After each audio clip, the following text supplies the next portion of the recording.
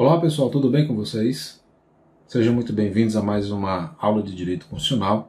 Para aqueles que não me conhecem, eu sou o professor Jório, sou professor da Universidade de Fortaleza, curso de graduação, pós-graduação, leciono na disciplina de Direito Constitucional e também de Direito Tributário.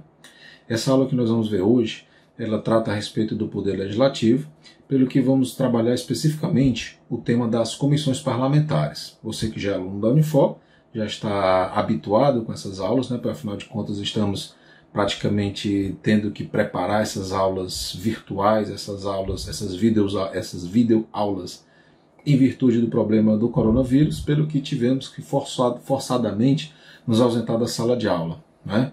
Então, para que a gente possa dar continuidade à nossa disciplina, vamos trabalhar hoje o tema das comissões parlamentares. Vamos lá? Me segue aí. Bom, esse tema das comissões parlamentares, pessoal, é um tema bem interessante, mesmo porque a gente costuma observar a atuação, o funcionamento do Poder Legislativo dentro dessas comissões. Sempre a gente acompanha, né, os noticiários e percebe que aqui e acolá uma comissão tem um trabalho mais destacado, seja uma comissão permanente, seja uma comissão temporária, e acredito que vocês estão muito familiarizados com um nome, né, e uma sigla chamada de CPI, né, as Comissões Parlamentares de Inquérito. Então nós vamos ver isso aqui também na aula de hoje, tá certo? Bom, então as comissões parlamentares, elas têm previsão constitucional junto ao artigo 58, tá? Dentro desse dispositivo, nós conseguimos perceber que essas comissões, elas tanto podem ser permanentes, como elas podem ser temporárias. Tá?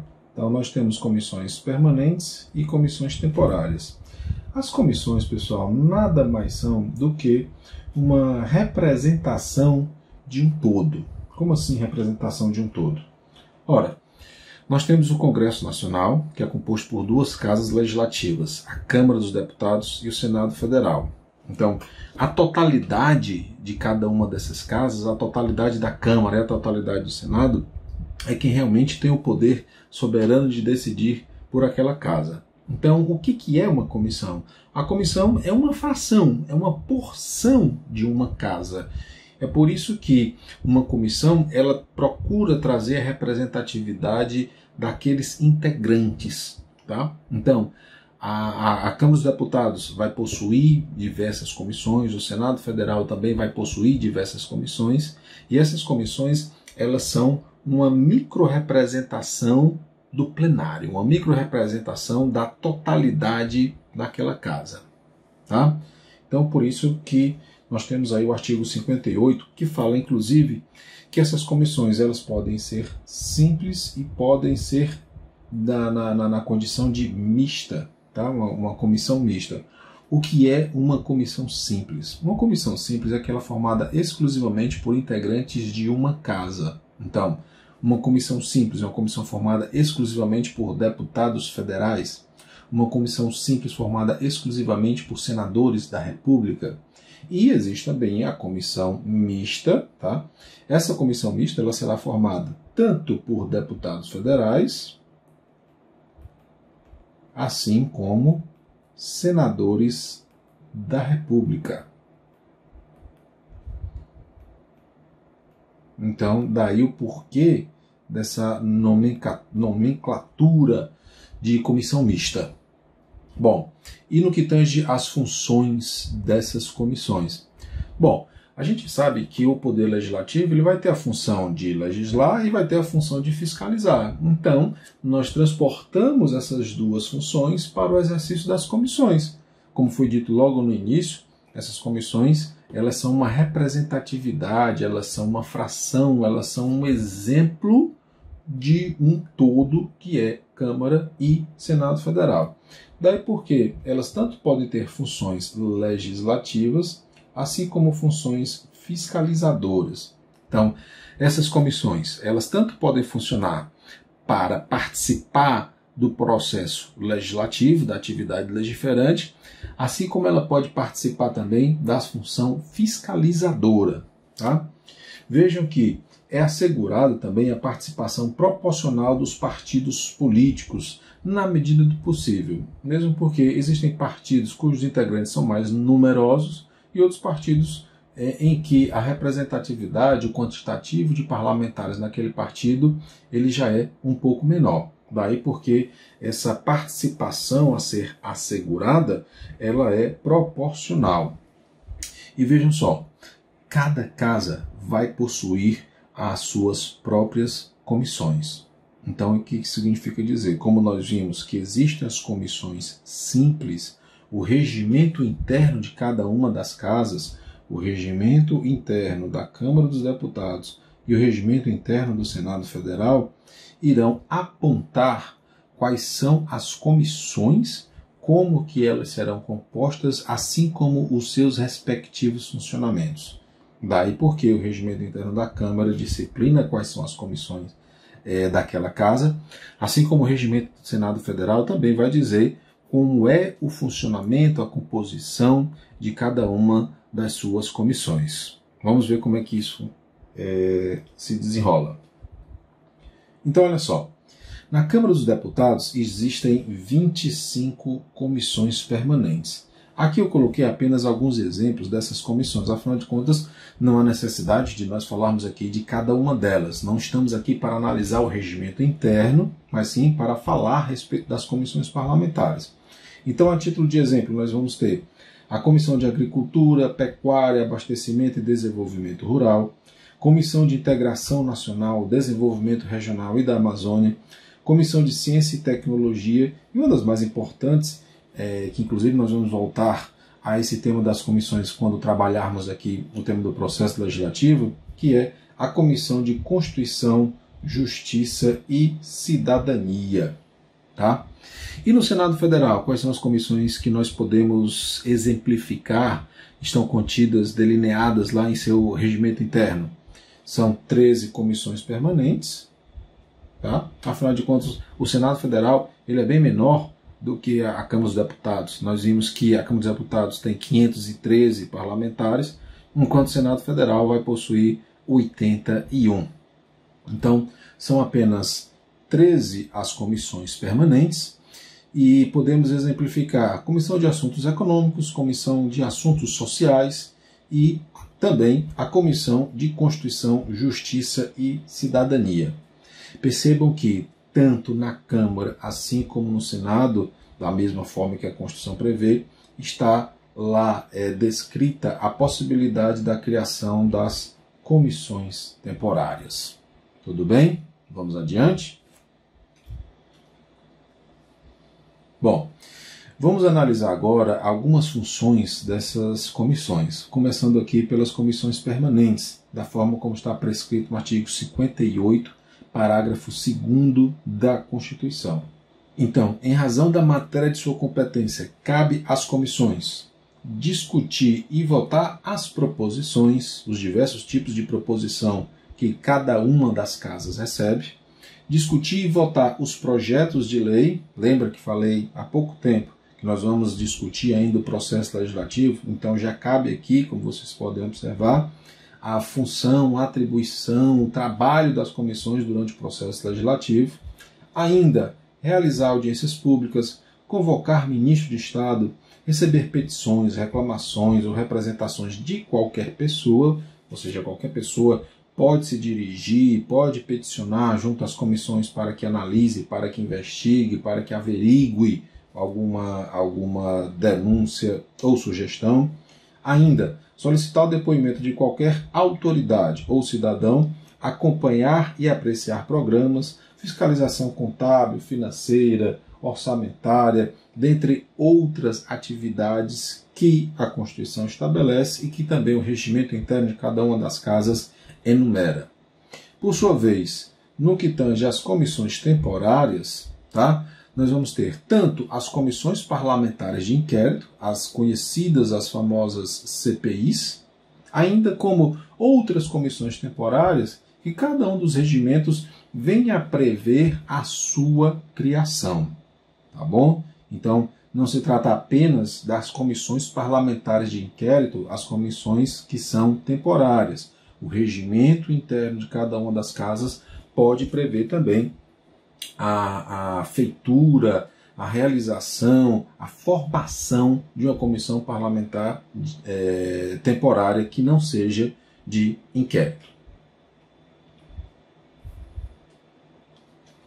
Bom, e entrando agora especificamente no tema das comissões parlamentares de inquérito, nós já vimos que as CPIs, que as comissões parlamentares, né, ela pode ser simples e ela pode ser mista. Recapitulando, simples é aquela comissão formada exclusivamente por integrantes de uma única casa, como por exemplo CPI da Câmara dos Deputados ou CPI do Senado Federal, da mesma forma que pode existir uma CPI mista, também conhecida como CPMI, Comissão Parlamentar Mista de Inquérito. Essa Comissão Parlamentar Mista de Inquérito, ela vai ter como integrantes tanto parlamentares da Câmara dos Deputados, assim como parlamentares do Senado Federal. Daí o nome de mista. Tudo bem? Vamos lá? Então, olha só. Vamos fazer a leitura aqui do parágrafo 3º do artigo 58, que é aquele que nos dá mais informações a respeito das comissões parlamentares de inquérito. Acompanha aí. Diz o artigo 58, parágrafo 3º. As comissões parlamentares de inquérito, esse dispositivo é interessante, pessoal, porque ele traz aqui muita informação para a gente poder trabalhar. Então, vamos lá. As comissões parlamentares de inquérito que terão poderes de investigação próprio das autoridades judiciais, além de outros previstos nos regimentos das respectivas casas, serão criadas pela Câmara dos Deputados e pelo Senado Federal, em conjunto ou separadamente, simples ou mista, não é mesmo? Mediante requerimento de 1/3 de seus membros, para apuração de fato determinado por prazo certo, sendo suas conclusões, se for o caso, encaminhadas ao Ministério Público. Para quê? Para que o Ministério Público vai receber isso daí? Para que promova a responsabilidade civil ou criminal dos infratores. Olha só, logo de cara, o que a gente enxerga nesse dispositivo? Né? Logo de cara, o que a gente enxerga nesse dispositivo? Primeira coisa, CPI não julga, ao contrário de que vocês poderiam pensar antes, né, de estudar esse tema da CPI. Então, primeira coisa, CPI não julga.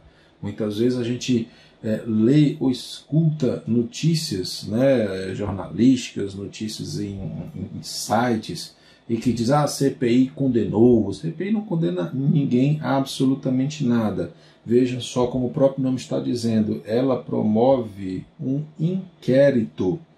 E no inquérito não há um julgamento. No inquérito o que há é a apuração. Apuração de quê? De um fato determinado, e essa apuração ela precisa acontecer dentro de um prazo específico. A Constituição diz qual é esse prazo? Não fala qual é esse prazo. Tá? Então, esse inquérito promovido pela comissão parlamentar, ele vai apurar um fato determinado por um prazo certo.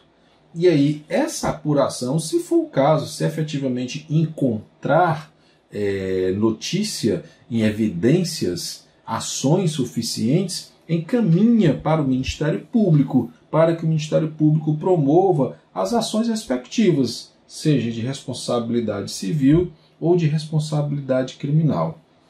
Essa ação que o Ministério Público vai promover, se for o caso, será junto ao Poder Judiciário. E lá a pessoa que, porventura, venha a sofrer essa ação vai poder exercer todo o direito constitucional processual, de contraditório, ampla defesa, manejar os recursos cabíveis. Então, uma coisa é a apuração junto ao Poder Judiciário, pelo qual o Ministério Público, recebendo as conclusões da CPI, promove, se for o caso, as medidas judiciais cabíveis. E esse relatório, ele também poderá ser utilizado pela própria Casa para que, como eles gostam de dizer vulgarmente, né, para cortar na própria carne. O que significa isso? Para promover as ações, seja de cassação de deputados, de senadores, promover a investigação, o inquérito, né, da conduta de ministros do Supremo, por exemplo, enfim, é um fato determinado por um prazo certo. A Constituição ela não exemplificou o que pode ser objeto dessa atividade inquisitorial. Outro ponto muito importante, pessoal, é o que a Constituição fala aqui a respeito dos poderes das comissões parlamentares de inquérito. Veja, poderes de investigação próprios das autoridades judiciais. Então, olha só, o que a CPI vai poder fazer para conduzir a sua investigação, a sua atividade inquisitorial, ela vai poder usufruir de poderes próprios das autoridades judiciais, ou seja, dos órgãos do Poder Judiciário, dos juízes. Tá? Agora a gente vai ver mais adiante, quando analisarmos os poderes específicos, as proibições, também no que tange às comissões parlamentares de inquérito, que o Supremo Tribunal Federal relativizou um pouco essa possibilidade de exercer os poderes próprios das autoridades judiciais. E relativizou com bastante propriedade. Afinal de contas, nós vamos observar que alguns poderes das autoridades judiciais eles são importantes porque eles relativizam direitos fundamentais. Aí será que não seria um pouco demais uma CPI relativizar direito fundamental? O que você acha? Qualquer coisa, coloca aí nos comentários, faça aí o seu questionamento, coloque aí a sua impressão em relação a essa provocação que eu estou fazendo, beleza?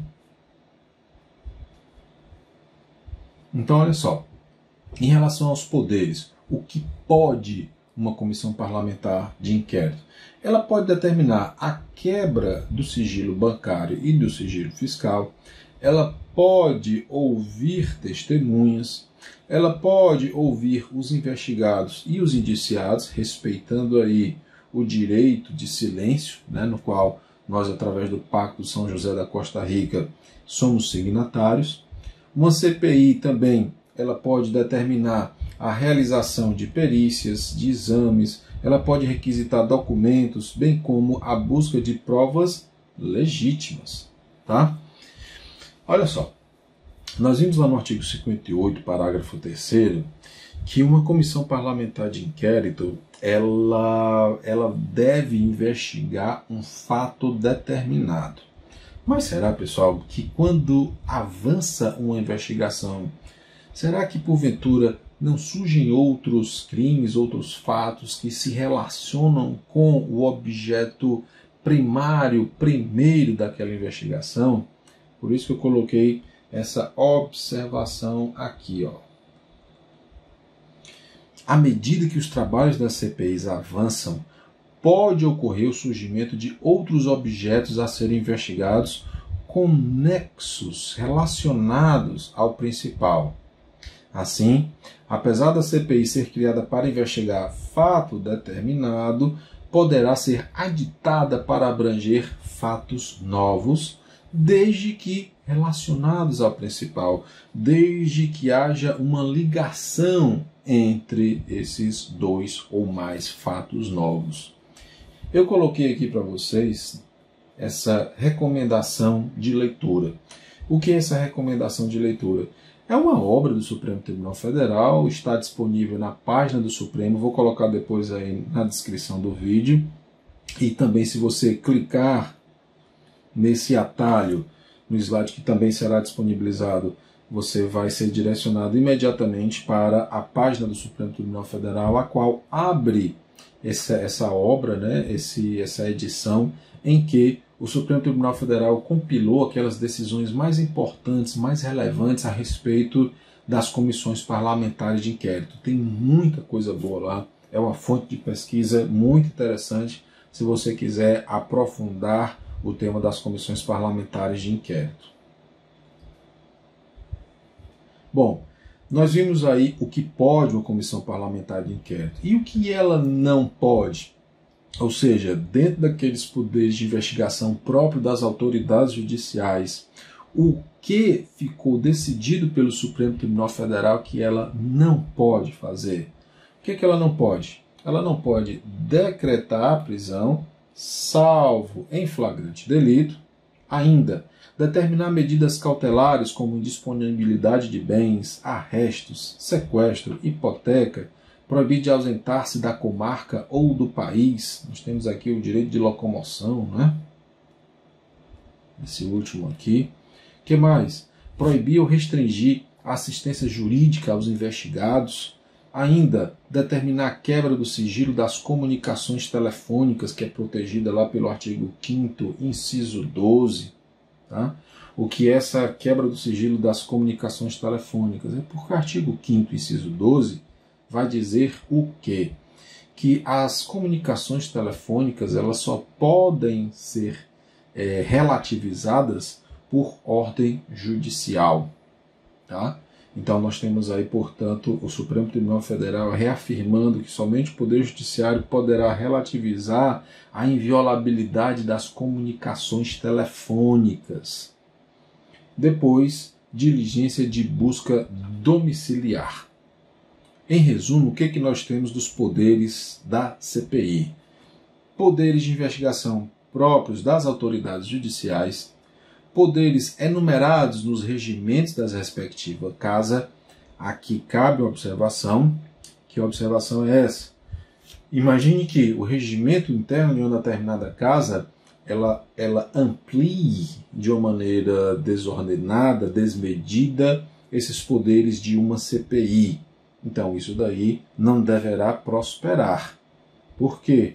Porque quem vai interpretar a Constituição para dizer qual é o alcance dos poderes de investigação de uma comissão parlamentar de inquérito é o Supremo Tribunal Federal. Tá? Então é importante que a gente se baseie a interpretação da Constituição naquilo que o Supremo Tribunal Federal já registrou, já determinou. Ainda, ela deve ser criada a requerimento de 1/3 dos membros da respectiva casa. Ela pode ser em conjunto ou separadamente, para apuração de um fato determinado e por prazo certo. Tá? O relatório de uma CPI, ou seja, a conclusão do trabalho, vai para a casa respectiva, então a Comissão Parlamentar de Inquérito da Câmara dos Deputados. Quando ela conclui as suas atividades, ela manda para a casa, ela manda para a própria Câmara, o Senado da mesma forma, e se for comissão mista, ela vai enviar, portanto, para as duas casas. Depois, a conclusão é também enviada ao Ministério Público para, se for o caso, ele promover a responsabilidade civil ou a responsabilidade criminal dos investigados.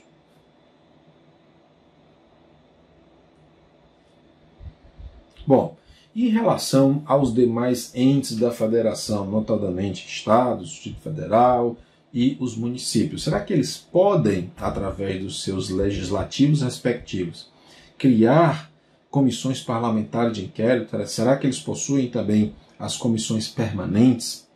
Meus caros, o Pacto Federativo ele vai justamente trazer a existência de entes políticos autônomos ladeados à União Federal, né, que possuem a sua autonomia estabelecida na Constituição Federal e que aqui ela relativiza essa autonomia, como é notadamente o caso do Distrito Federal. Mas isso aí é um tema para uma outra discussão.